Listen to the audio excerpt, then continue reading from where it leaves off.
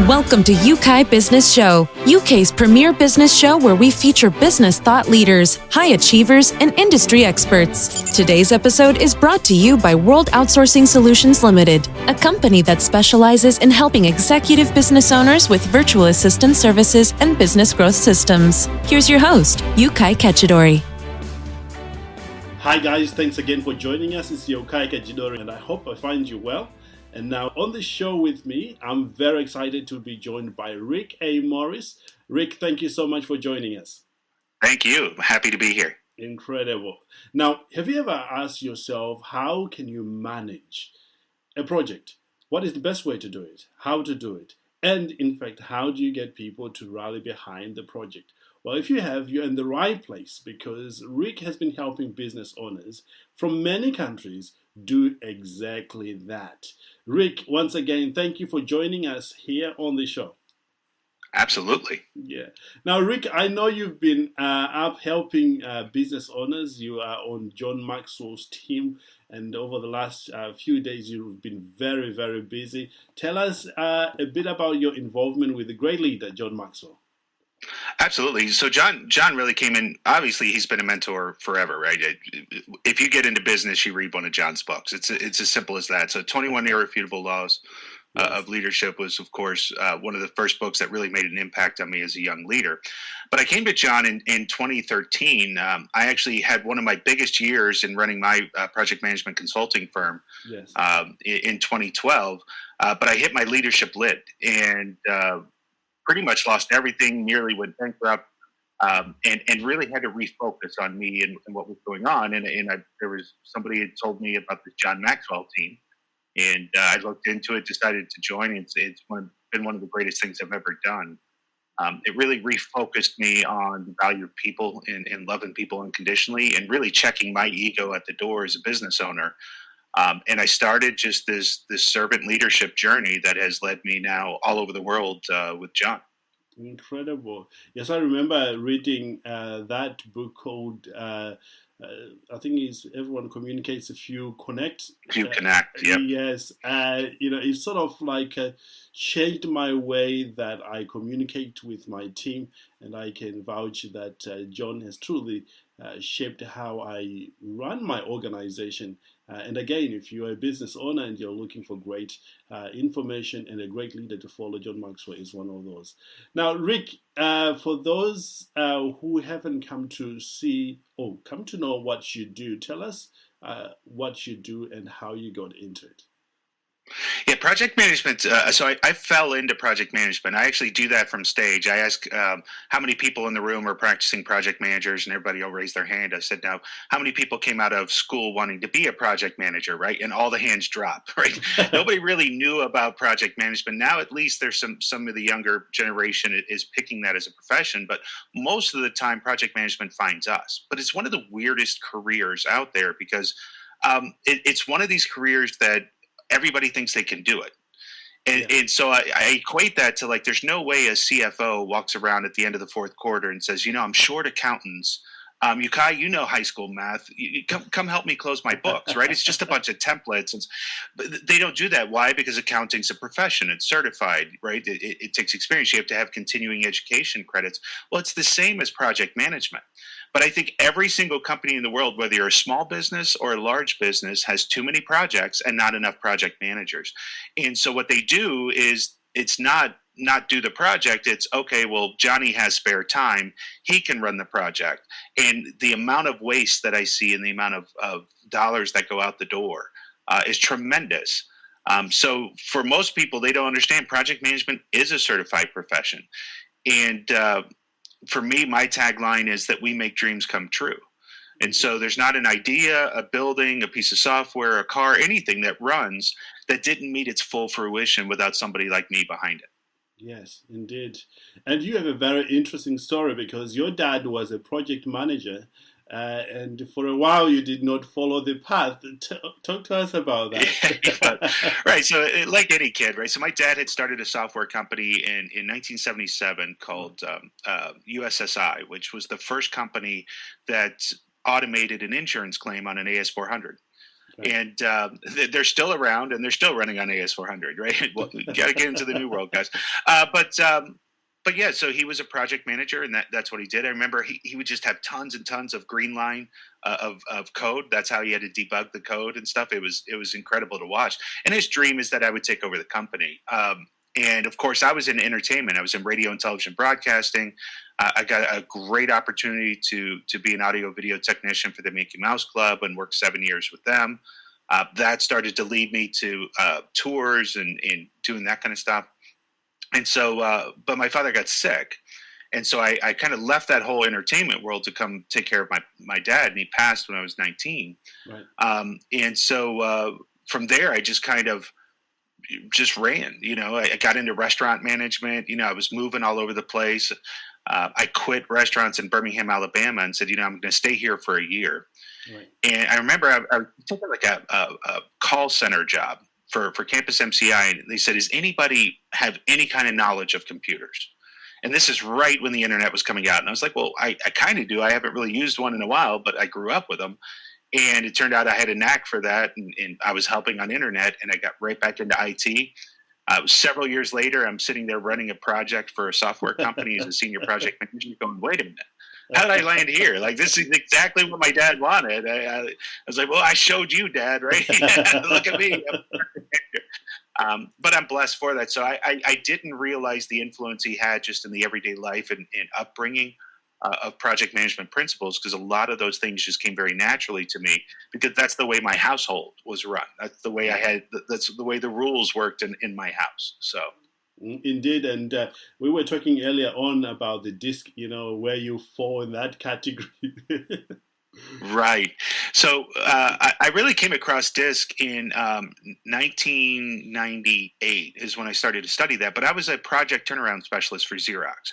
Right. So I started my project management career at GE. I go to Xerox, and they would send me into the worst of the worst projects. And I had essentially 2 weeks to determine, could we turn it around? How long would it take to turn it around? Or how big is the check that we have to write to gracefully exit from the project? Yeah. And I started to realize there's not enough time. Like, I'm a relational person. I'm a high I. High I is generally sales and marketing. That's right. Whereas generally high Ds or high Cs are project managers. Ds are just quick, dominant. Those are your executives. Yeah. Your Cs, though, are facts and figures and value, and they take their time. And a lot of project managers fall into that C category. Which is task orientation. It's exactly what project management is. But I is more like, I don't like the details, which is funny. Like, I can write a good project plan. I just don't like to do it. Right. So I came across DISC because I needed quickly a way to assess the team so that I could figure out who I needed to talk to solve the problem. Right. And that turned out to be my roadmap. And in almost every project that goes wrong, you're going to have a high C person that knows why it's going wrong, but the D's and the I's have suppressed them to where they just don't want to talk. And so now a project's spinning out of control. When I come in and I show value to that high C person, people were saying I was a genius. I'd go in, I'd find the right person. They'd tell me everything I need to know. I have a way to translate that into kind of a sales and motivation speech to the executive, and they would do exactly what they should have done 6 months ago, and somehow I was the genius. I was like, this is the greatest job ever. So, wow. But yeah, DISC is something I teach now. It's something I believe in. I actually gift that back to high school seniors here. So I volunteer at a high school. Wow. And I teach how to be entrepreneurial to them. And one of the things I gift them is a personalized DISC profile with a debrief, just so they can understand how they communicate and how to start to learn that skill set to take forward. Absolutely. You know what? Again, it was the DISC. I came across DISC when I attended Tony Robbins' event, and they were talking about it. And as part of his promotion, he gave us that, and I discovered a whole lot about myself and how I function in different situations, and which was great. And again, if you're a business owner and you are not aware of what DISC is, it's worth looking into it, and you'll be surprised at how much you can learn from that. Rick? In fact, John Maxwell has thrown a huge amount towards DISC. So there's actually a Maxwell method of DISC now. Awesome. So if you find any John Maxwell team member out there that's DISC certified, it's DISC infused with Maxwell and his entrepreneurship and leadership style. It's amazing. It's what I use now. Awesome. Well, I can promote my friend there, Trevor Stockwell, who is a certified gentleman. You can actually reach out to him as well. He's a business coach. He'll be able to help you if you need that as well. Rick, let's talk about some misconception around project management. One of the things I've discovered, Rick, is business owners, not all, but some have got a maybe not accurate understanding of what a project management is. Can we just talk about that for a moment? Yeah, I can tell you. So I do this thing on stage, and for the audience, if you simply Google Denmark elephant and gray, right? So what I do on stage as a reveal is I walk you through. You do a bunch of math, and that whole process and everything is online, and I just repurposed it. So I didn't create it. It's something that I saw and used. But generally, I go around the world and I've got about, I do this speech on the value of project management, but I know that I've got about 5 minutes of that executive's attention span before I can get started. And so what I do is you walk you through math. It drives you to the number 4. You then associate that to the letter of the alphabet, which is D. And then culturally and internationally, this works. You say, think of a country that starts with the letter D. Then you say, take the next letter in the alphabet and think of a zoo animal, and then think of a common color for the zoo animal. Now, when I'm in a room of 2,000 people and I say, now, how many people got Denmark elephant and gray? Its statistics will show between 85 and 90% of the people will raise their hands. I then go back through and say, okay, but who said Deutschland or Dominican Republic? And I'll get people to raise their hands, and I'll say, and a lot of times I'll get Dubai, which is not a country, but that's cool. And then for elephant, I'll say, how about eagle or emu? Right. And I'll get more people to raise their hands. I said, so what does this have to do with project management? I said, it's everything. I said, now, if I walked in here and said, everybody just think of a country and everybody think of a zoo animal, there's no way I would have gotten to 98% of the audience to raise their hand. That would be impossible. So the power of the process is in predictive analytics. It was the process itself. You made decisions, but you're the ones that chose Denmark elephant and gray. And then statistics of predictive analysis says that we got to the right answer. Yeah. So if you have a project and you go pick a date and you go pick a budget and then you go assign a project manager, you're basically saying just pick any country and any zoo animal you want. But if you have a project and you allow me to apply the process that a project manager can do, then I can tell you the date and the budget, and then we can negotiate. Right? The power of project management is in the planning process. So if you constrain me with the date and budget, that's why 35% of projects are successful. Right? 65% fail, and they fail only based on date and budget. Wow. Now, the worst thing that I see in organizations is that date and budget becomes the thing. So I always say fall in love with the journey, not the destination. Right. Well, when you pick a date and budget, what we're doing is now managing to the destination. And I've watched, I'm talking thousands of projects, probably hundreds of thousands of projects where they met the date and the budget. So everybody felt they were successful, but they had to constrain something else. And they end up spending 2, 3, 10, 50 times the amount, right, that they would have if they would have just done it right in the first place. So if you look at a typical project, let's take software. A lot of people do software, application development, that kind of stuff. Generally, there's planning, there's developing, there's QA, right, testing, training, and you release. Well, we've constrained this date. And what happens is development overruns. So what you do is you start to hand check the testing. You don't test as much of it. You don't train the users as much. But why are you writing the software? For the users. Absolutely. But what you want to do is cut training out of the budget because you're running out of money and you're running out of time. That's the most important part. So instead of just saying, you know what, we're going to eat it, we're going to go ahead and delay a month or 2 months, but we're going to train our people the right way, they go, no, this is what we got to do because we have to come in on budget. Well, it was never about the budget. It was about the software. Wow. So then they release it, the people hate it, they don't know how to use it, and then they spend 6 to 10 times the amount to try to correct that, and now you got a branding issue with the software. People hate it, so they don't want to use it. And that is, I guarantee I can tell you every Fortune 500 company has been through that 30 or 40 times, and then they just rinse and repeat. It's one of the weirdest things I've ever seen, Yeukai. Well, so what must they do now, really, to get it started in the right track so they can get a better result from it? Maybe step-by-step process. So yeah, one of the biggest things is you can have an expectation as an executive. So let's take this as I'm a business owner. The Right. business owner, I'll give you a perfect example. I'm launching an online business right now, and I wanted to launch on August 31st. That was my goal. That's what I got everybody going to. And most executives and most business owners will set that date because they feel like if they don't, then it'll just extend forever. And that's Right. fair. I get that.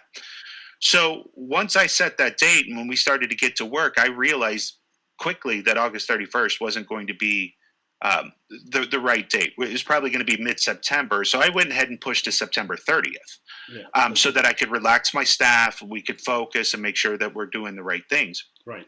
Those are the things that you need to do with your project manager. So you could say, look, my expectation is that this is going to cost $300,000 and that we could have it done by the third quarter.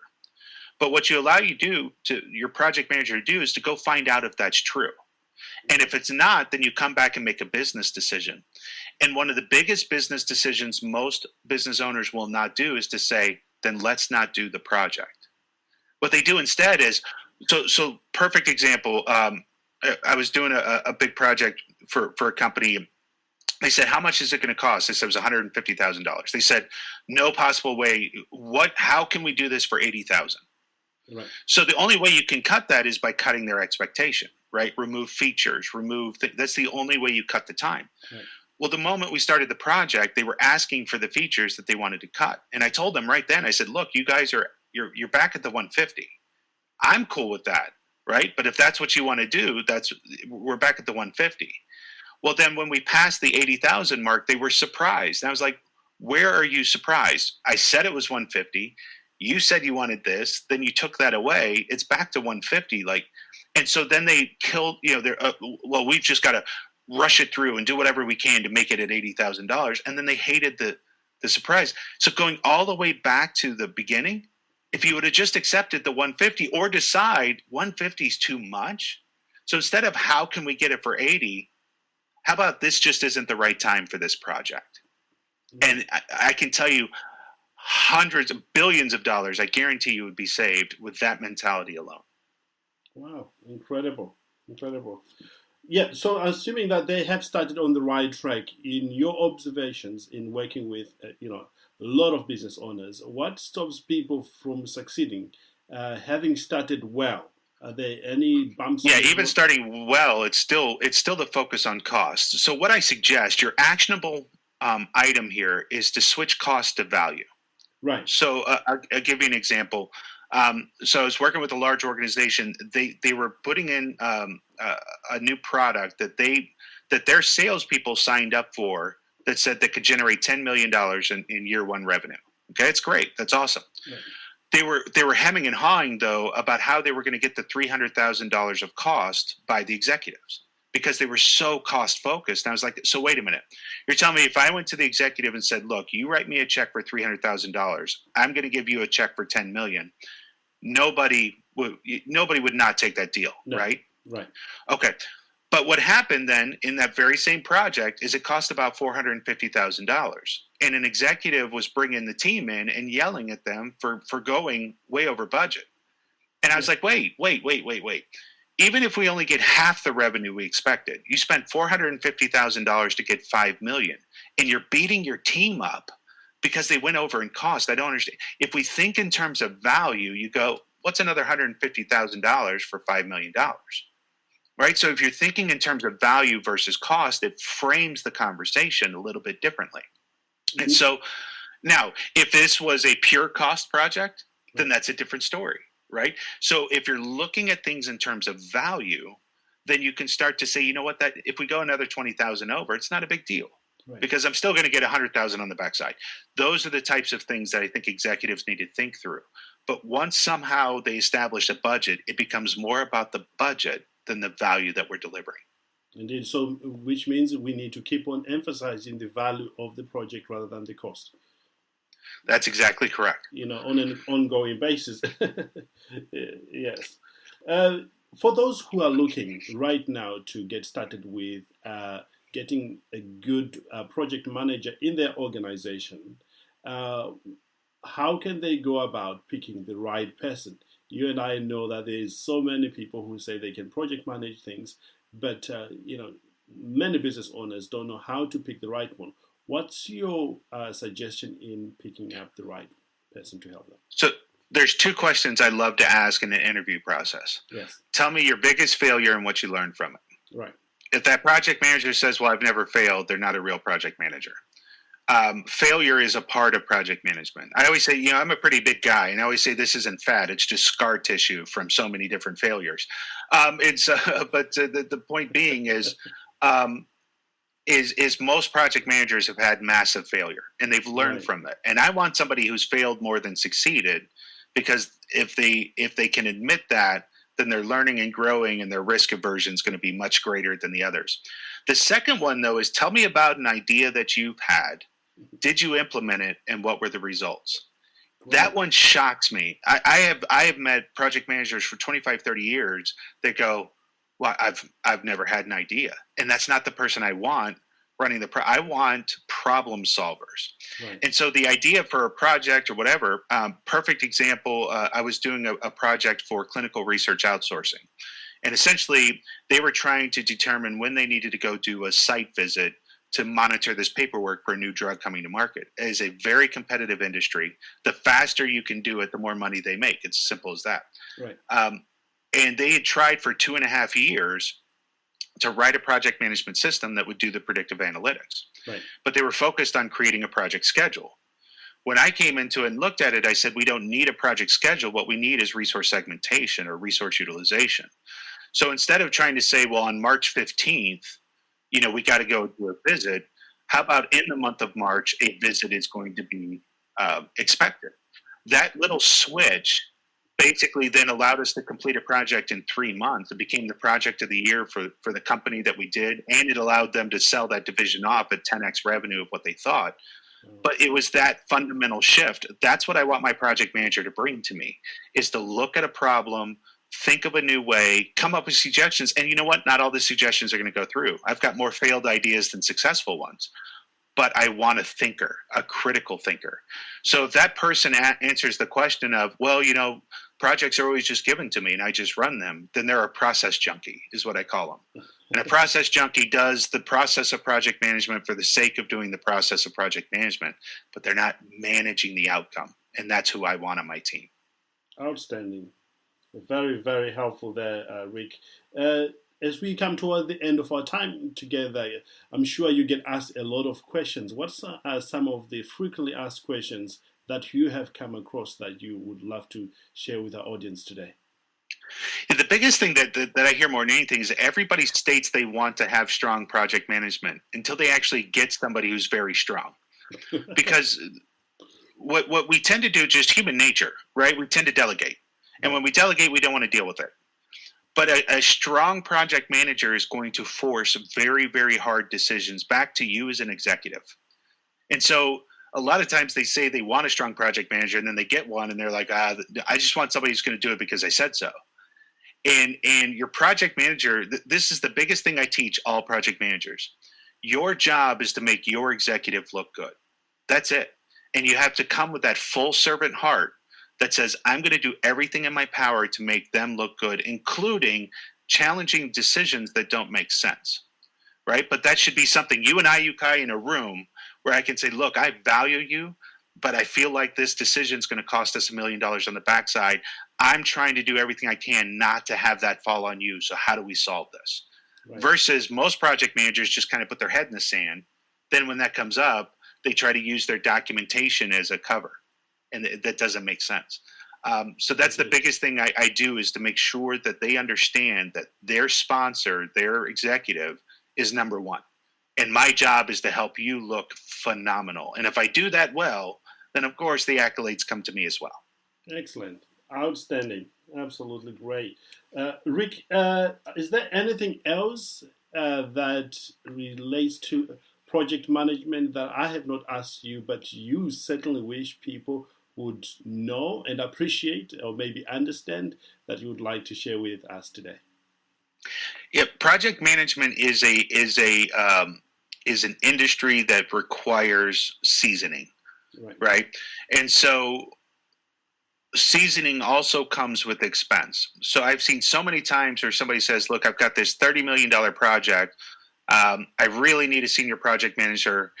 We're willing to pay $80,000 a year for that person. I was like, really? For a $30 million project, you're only willing to risk $80,000 for the person to be in charge of it? Like, understand that this to get where I'm at, right? I charge $250 an hour to a client, but I know that I'm worth it. I know the value's there. I know that I have so much experience that I can bring to the table that I'm going to save them that money. And it should be seen as a 2x savings versus a cost. Again, back to the value thing. But somebody interviewed me the other day.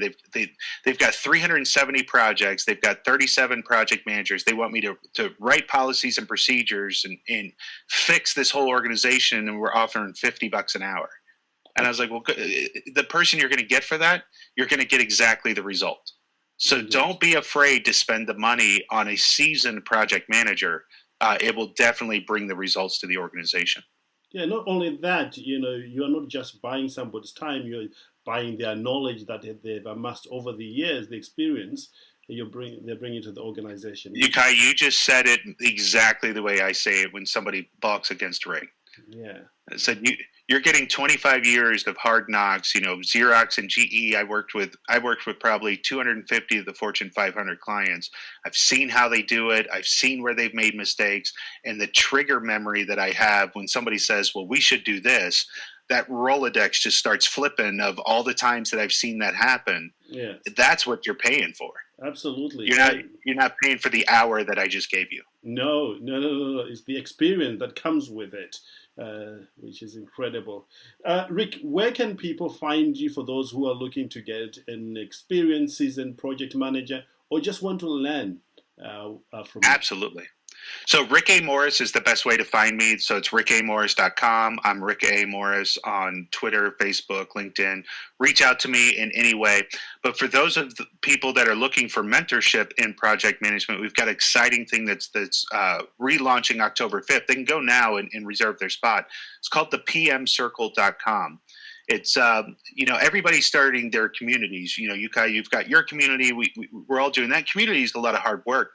And I watched 3 or 4 other of my peers that I look up to that I think are phenomenal. Was trying to start their communities. I was trying to start mine. I was like, what we really need to do is combine so that you have, 6 mentors that have 6 different sets of experience that can speak into your lives. So we wanted to create a safe space where people could ask anything. And, hey, I'm having a problem with this project. I don't know how to talk to this sponsor. Has anybody seen this before? And it be safe and shared in the community. So the PM Circle is exactly what that is. There's 6 people from around the world, and we offer also phone calls every week where you can get on with your mentors and faculty members and ask direct questions and answer them, as well as, of course, a community of people that are willing to help. Outstanding. Thank you for sharing that with us. We always like to close by asking personal questions. Okay. You as a business owner, what drives you? What keeps you going? Yeah, number one thing is valuing people. I think people are the greatest asset in any organization. It's not your product. It's not your idea. It's not how you run the company. It's the people that execute the plan. And so for me, my focus and my drive is to be the warrior for work-life balance and be the warrior for how people are treated, that they're not an employee number, that there's somebody who's contributing tremendous value to your company. Outstanding. And your typical day as a business owner? So current state, I've got the community. I have 2 podcasts that I do myself. I have 3 podcasts that I produce. I'm launching 3 different online businesses right now, as well as building a sales and marketing team for another organization. So my days are never typical, never the same, but with a high I personality.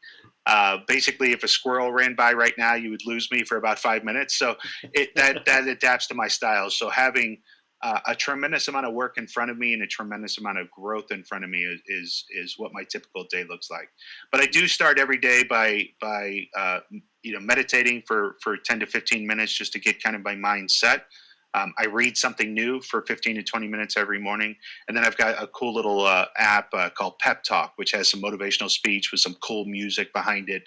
I do that for about 15 minutes in the morning. So I've got a little morning routine to kind of get me pumped and ready to go. Indeed. Outstanding.